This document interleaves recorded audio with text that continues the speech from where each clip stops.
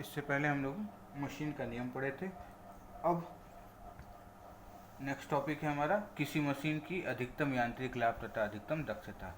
मतलब किसी मशीन का मैक्सिमम मैकेनिकल एडवांटेज तथा मैक्सिमम एफिशिएंसी कितनी होगी। ठीक है, तो इसके लिए हम पहले मैक्सिमम मैकेनिकल एडवांटेज निकालते हैं। तो मैक्सिमम एडवांटेज के लिए, मैकेनिकल एडवांटेज के लिए, यांत्रिक लाभ के लिए हमने प्रयास P तथा भार W माना। ठीक है, तो यांत्रिक लाभ मैकेनिकल एडवांटेज बराबर क्या होता है? मैकेनिकल एडवांटेज वाला हम जानते हैं, भार बटा में प्रयास, W बराबर बटा में P।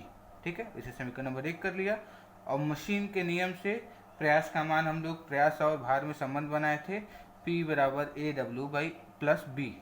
ठीक है, P बराबर AW प्लस B, जहाँ B क्या है? मशीन में खर्च ऊर्जा। ठीक है, मशीन में ये घर्षण के रूप में खर्च ऊर्जा है। ठीक है, तो P हमारा प्रयास है, W हमारा क्या है? भार है, और A हमारा क्या है? प्रवणता है। प्रवणता मतलब ढलान है। ठीक है, रेखा का ढलान है। तो हमारा मशीन का नियम P बराबर AW प्लस B। ठीक है, तो समीकरण 1 में P का मान P बराबर AW प्लस B रखेंगे तो हमें मैक्सिमम मैकेनिकल एडवांटेज प्राप्त होगा। तो समीकरण 2 से समीकरण 2 से हमें P की वैल्यू प्राप्त होगी। कितनी प्राप्त होगी? P बराबर AW प्लस B। तो समीकरण 2 से हमें P की वैल्यू प्राप्त हुई, और इसका मान हम समीकरण 1 में रख देंगे तो हमें mechanical advantage W upon AW plus B मिल जाएगा। ठीक है, अब हम प्राप्त फार्मूले में W से गुणा तथा भाग करेंगे। तो अंश और हर में W से गुणा तथा भाग करने पर कितना आ जाएगा? W अपॉन W बटे में AW upon W plus B upon W। ठीक है, काटने पर 1 upon A plus B upon W आ जाएगा। ठीक है, तो मैकेनिकल एडवांटेज का मान अधिकतम कब होगा? जब हर का मान मिनिमम होगा। ठीक है, मतलब A plus B upon W का मान अधिक होगा, A plus B upon W का मान कम होगा, तो उस मशीन की मैकेनिकल एडवांटेज अधिक होगी, अधिकतम होगी। ठीक है, तो अधिकतम मान के लिए हमें क्या करना पड़ेगा? W का मान बढ़ाना पड़ेगा। जितना W का मान अधिक होगा उतना ही हर का मान क्या होगा?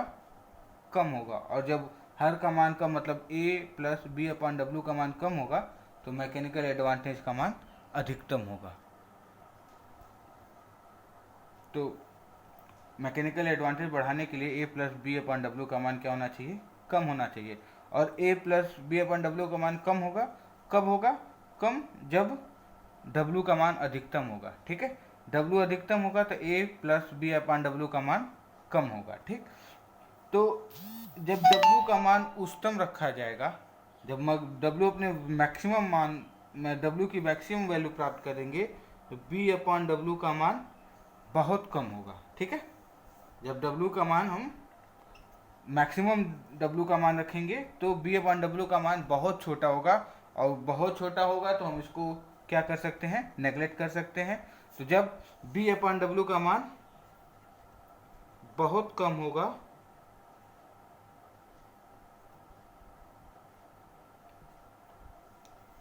जब B अपॉन डब्ल्यू का मान बहुत कम होगा तो B अपॉन डब्ल्यू को नगण्य मान लिया जाएगा, माना जाता है। ठीक है, जब B अपॉन डब्ल्यू का मान बहुत कम होगा तो B अपॉन डब्ल्यू का मान नगण्य माना जाता है। तो किसी मशीन का अधिकतम मैकेनिकल एडवांटेज कम होगा जब 1/A। ठीक है, किसी मशीन का अधिकतम मैकेनिकल एडवांटेज यांत्रिक लाभ कितना होता है? 1/A होता है। और A क्या है? A हमारा ढलान है। मशीन तथा मतलब मशीन के नियम में A क्या है? हमारा ढलान है। तो जब मशीन का मैकेनिकल एडवांटेज किसके समानुपाती होगी? किसके? वृत्तों का अनुपाती हो गया, विलोमानुपाती हो गया रेखा के ढलान के। ठीक है, मतलब जब रेखा अधिकतम होगी, ढलान अधिकतम होगा, तो मैकेनिकल एडवांटेज कम होगा, और जब रेखा का ढलान मिनिमम होगा तो मशीन का यांत्रिक लाभ अधिकतम होगा। ठीक है, तो इस तरह हम मैक्सिमम मैकेनिकल एडवांटेज का मान प्राप्त किए। मैक्सिमम मैकेनिकल एडवांटेज का मान कितना हुआ, 1/a। मैक्सिमम मैकेनिकल एडवांटेज का मान निकालने के बाद अब हम मैक्सिमम एफिशिएंसी, किसी मशीन का मैक्सिमम अधिकतम दक्षता कितना होगा, तो दक्षता का सूत्र हमें पता है। दक्षता का सूत्र क्या होता है, यांत्रिक लाभ बटे में वेगानुपात। तो हमने सूत्र में मैकेनिकल एडवांटेज इक्वल 1/VR। ठीक है, ये हमारा दक्षता का सूत्र हुआ। तो मैकेनिकल एडवांटेज का मान हमें प्राप्त है। मैकेनिकल एडवांटेज का मान समीकरण नंबर 3 से कितना हम लोग निकाले हैं, 1/a + b/w। ठीक है, तो हमने मैकेनिकल एडवांटेज का मान रख दिया, तो हमारा कितना आ गया, 1/a + b/w गुणे में 1/VR। ठीक है, तो हमने अभी डिस्कस किया है कि W के उच्च मानों के लिए, मतलब W के मैक्सिमम मान के लिए b/w का मान क्या होता है, नगण्य होता है। मतलब कि जब हम W का मान अधिकतम रखेंगे तो b/w का मान क्या आ जाएगा, न्यूनतम आ जाएगा वो, और इतना कम होगा कि b/w को हम नगण्य कर लेंगे। ठीक है, तो b/w को हम नेगलेक्ट कर देंगे, तब हमारा अधिकतम दक्षता कितना आ जाएगा, 1/a × VR। ठीक है, तो यही हमारा मैक्सिमम एफिशिएंसी होगा। ठीक है, तो उच्च अधिकतम मान प्राप्त करने के लिए हमें क्या करना पड़ेगा, b/w को नेगलेक्ट करना पड़ेगा। और b/w कहाँ नेगलेक्ट होता है, जब w का मान अधिकतम हो। ठीक है, तो जब हम नेगलेक्ट करेंगे तो हमारा जो दक्षता प्राप्त होगा वो अधिकतम दक्षता होगा। तो अधिकतम दक्षता कितना हो गया, 1/a × VR। ठीक है, तो इस तरह हमने मशीन का अधिकतम यांत्रिक लाभ mm कितना निकला, 1/a, और अधिकतम एफिशिएंसी मैक्सिमम दक्षता कितना निकाला, 1/a × VR। ठीक है, तो इस तरह maximum mechanical advantage and maximum efficiency of A machine हमें प्राप्त हुआ। ठीक है, तो अब हम नेक्स्ट वीडियो में लिफ्टिंग मशीन्स के बारे में पढ़ेंगे।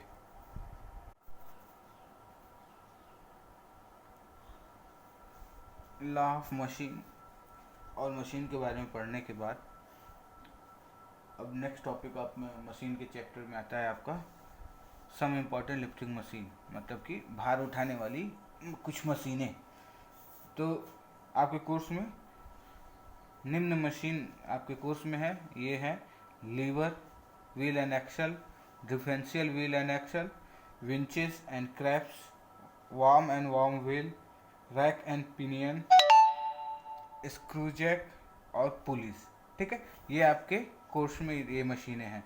ठीक है, तो अब हम इन मशीनों को बारी बारी से पढ़ेंगे। तो हमारी पहला हम लीवर भार उठाने वाली मशीन लीवर के बारे में आज डिस्कस करेंगे। तो पहला मशीन है लीवर।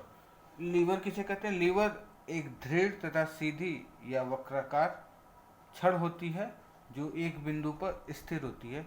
यह स्थिर बिंदु आलंब या फलक्रम कहलाता है। ठीक है, मतलब कि हमारा एक AB छड़ है, ये सीधी तथा वक्राकार होती है। ठीक है, और ये किसी बिंदु पर फिक्स होती है। लीवर को एक बिंदु पर फिक्स होना चाहिए, तो जिस बिंदु पर वो फिक्स होगी वो बिंदु उस लीवर का फलक्रम होगा या आलंब होगा। ठीक है, तो हमारा AB एक छड़ है जो कि बिंदु C पर फिक्स है। ठीक है, तो बिंदु C हमारा क्या है, फलक्रम है। ठीक, जो जिधर भार है उसे भार, तथा जिधर हम बल लगाते हैं उसे प्रयास कहते हैं। ठीक है, तो B पर हम प्रयास कर रहे हैं, WA पर हम क्या कर रहे हैं, भार उठा रहे हैं। ठीक है, तो इसका मैकेनिकल एडवांटेज क्या हो जाएगा, MA = W/P, और वेगानुपात कितना हो जाएगा, Y/X। ठीक है, Y क्या है, Y हमारा प्रयास भुजा और X हमारा भार भुजा है। ठीक है, तो लीवर के बारे में तो हम विस्तृत जानकारी प्राप्त कर चुके हैं घुड़ चैप्टर से। ठीक है, लेकिन फिर इसका रिवाइज कर देते हैं। ठीक है, तो अब नेक्स्ट आता है कि लीवर का सिद्धांत। तो लीवर का सिद्धांत, उत्तोलक का सिद्धांत क्या होता है कि एक आदर्श उत्तोलक लीवर घूर्णनों के सिद्धांत पर कार्य करती है। तो घूर्ण का सिद्धांत क्या होता है कि घूर्ण का सिद्धांत किसी बिंदु के परितः वामावर्त घूर्ण तथा दक्षिणावर्त घूर्ण अर्थात एंटी क्लॉकवाइज मूवमेंट तथा क्लॉकवाइज मूवमेंट का बीजगणितीय योग क्या होना चाहिए, शून्य होना चाहिए। ठीक है, तो आदर्श लीवर या लीवर घूर्णों के सिद्धांत पर कार्य करती है। ठीक है, तो इसमें बिंदु सी के परितः जो एंटी क्लॉकवाइज मूवमेंट तथा क्लॉकवाइज मूवमेंट का बीजगणितीय योग क्या होना चाहिए, शून्य होगा। ठीक है, यही लीवर का सिद्धांत है।